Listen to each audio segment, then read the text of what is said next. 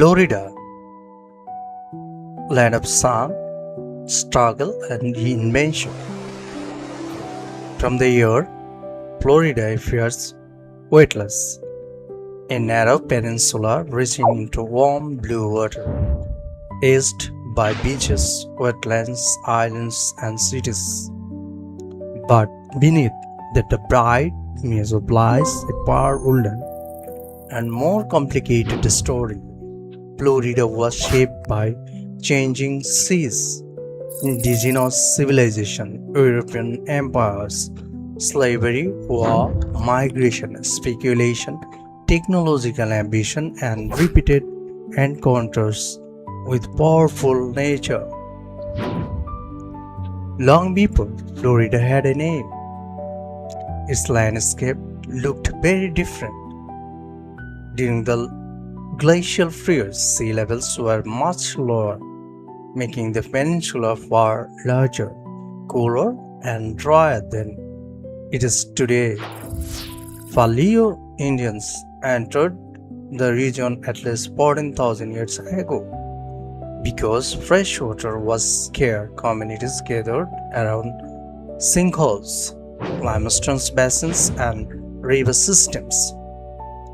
Archaeological sites have preserved stone tools and other evidence of these first inhabitants.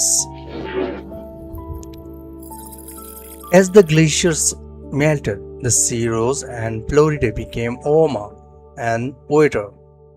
People adapted to wetlands and coastlines, forests, and estuaries. Over thousands of years, communities formed, villages built, earthquake, and burial mounds, made poetry, haunted, feast, and some regions cultivated maize. By the time Europeans arrived, Florida was not an empty wilderness.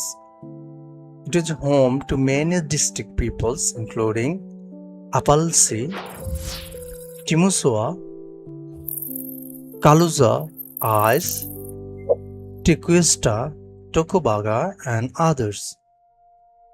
Florida's story began in the early 16th century. In 1530, Spanish explorer Juan Ponce de León led an official expedition to the peninsula.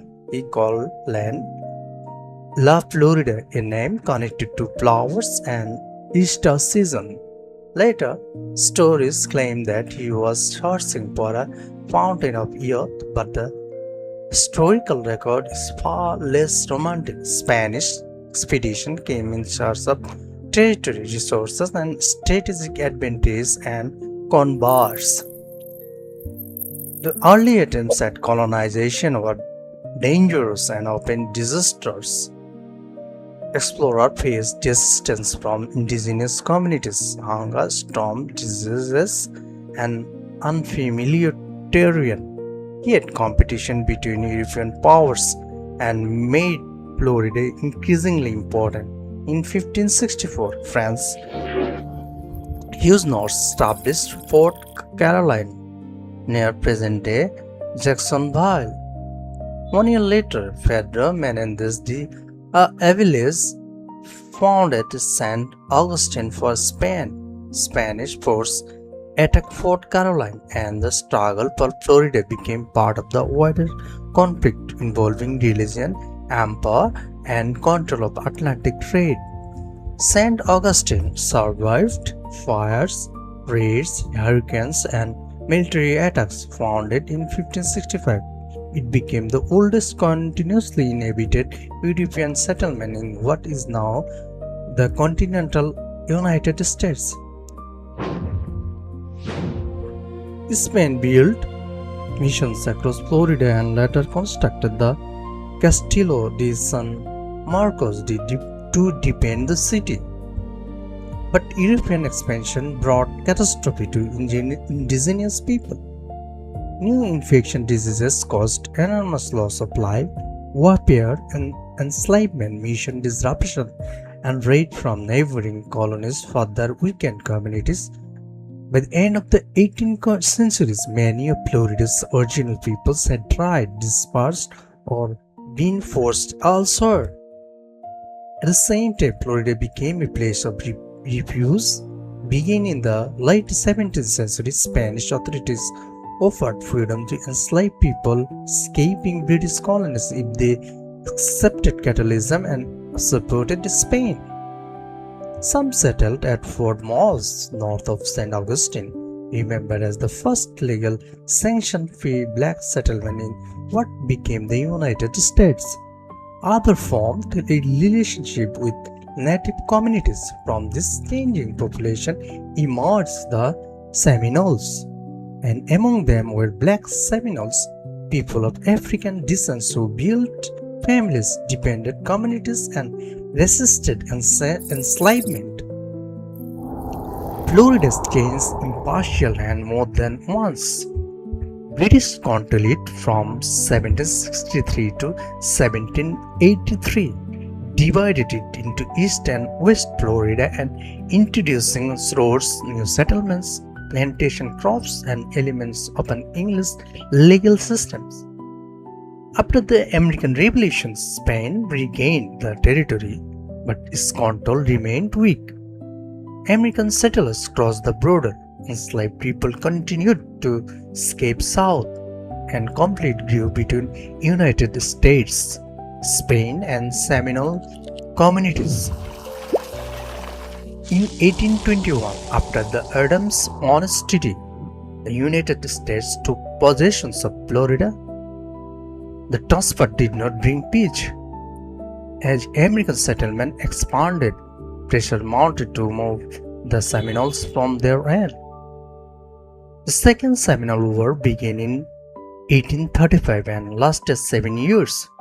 Seminole fighters used the swamps, forests, and Everglades to resist a much larger United States military force. Osceola became the best known symbol of that resistance. He was captured while negotiating under a flag of truce and tried in captivity. Most Seminoles were eventually forced west, though a smaller number remained in the Everglades.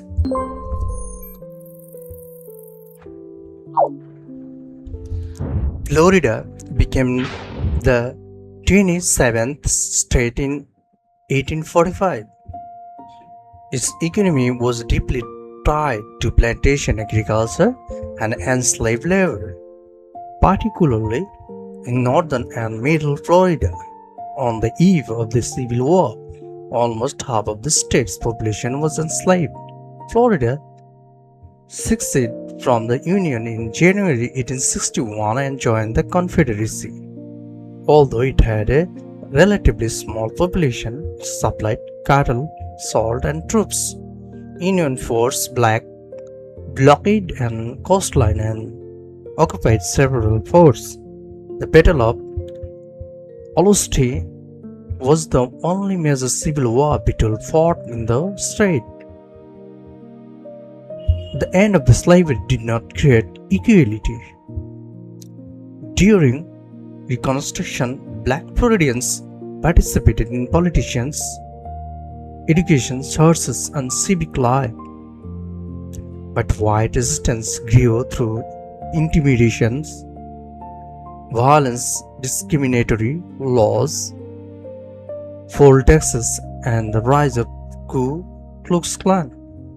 By the late 19th century, black citizens and many poor white citizens had been forced out.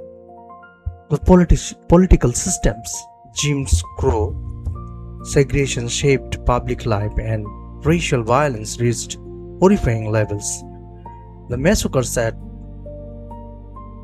Oki, Perry, Rosewood became part of the wider history of terror that forced families from their homes and communities.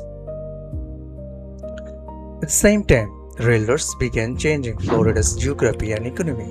Industrial such as Henry Flagler and Henry Flan connected cities, built hotels, marketed the state as a winter paradise. tourism expanded, towns grew along transportation routes, and land became a product sold through dreams. In the 1920s, promoters advertised South Florida across the nations.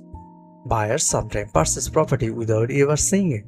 Prices rose rapidly, but the boom rested on speculations, strained transport system, and endless confidence. Then the dream collapsed. The real estate market weakened in the mid 20s, and in 1926, Miami hurricane caused severe destruction, and in 1928, Okeechobee hurricane killed more than 2,000 people after a dike failed near the lake. When the Great Depression arrived, Florida was already in crisis. Municipal debt, unfinished development, lost property values, and damaged infrastructure exposed the cost of uncontrolled speculations. World War II transformed the state again. Florida's coastline, open land, warm climate made it major military training ground.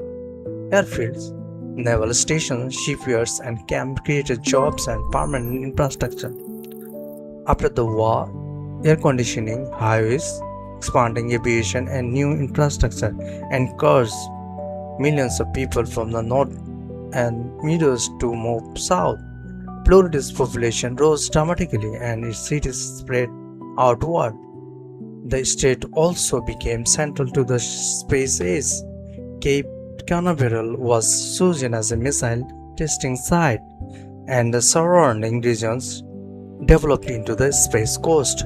From Kennedy's Space Center, the United States launched its crewed orbital missions, including missions that carried astronauts to the moon. Florida, once promoted as a tropical frontier, now represented technological ambition and humanity's reach beyond Earth.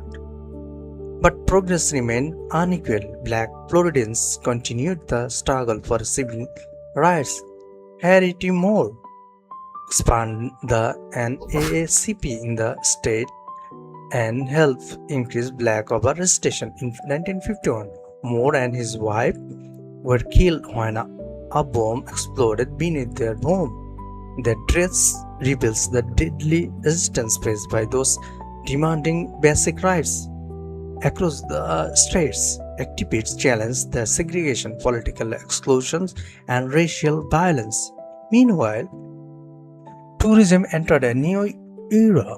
Earlier attractions such as Cypress Gardens and Maryland had already drawn visitors, but the opening of Walt Disney World's Magic Kingdom in 1971 changed the Central Florida on an extraordinary scale.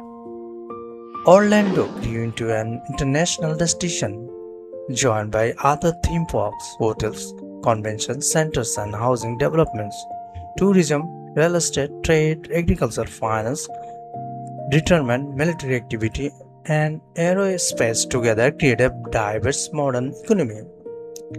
Yet, Florida's growth has always carried an environmental cost. Engineers drained and redirected parts of the Everglades to create a farmland and room for development, altering the natural movement of water. Coastal construction placed more people and property in the path of hurricanes.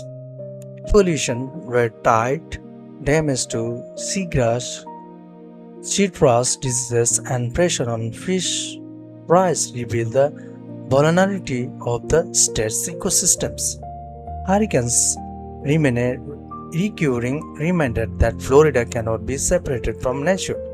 Storms such as Andrew, Charlie, Ivan, Irma, Michael, and Ian destroyed homes, damaged industries, reshaped coastlines, and took lives. Florida today is a land of contrasts. It is ancient and constantly rebuilt, culturally diverse, yet marketed by stories of removal and exclusions. Prosperous yet environmentally fragile. Its beaches, launch pads, farms, cities, and amusement parks tell only part of the story.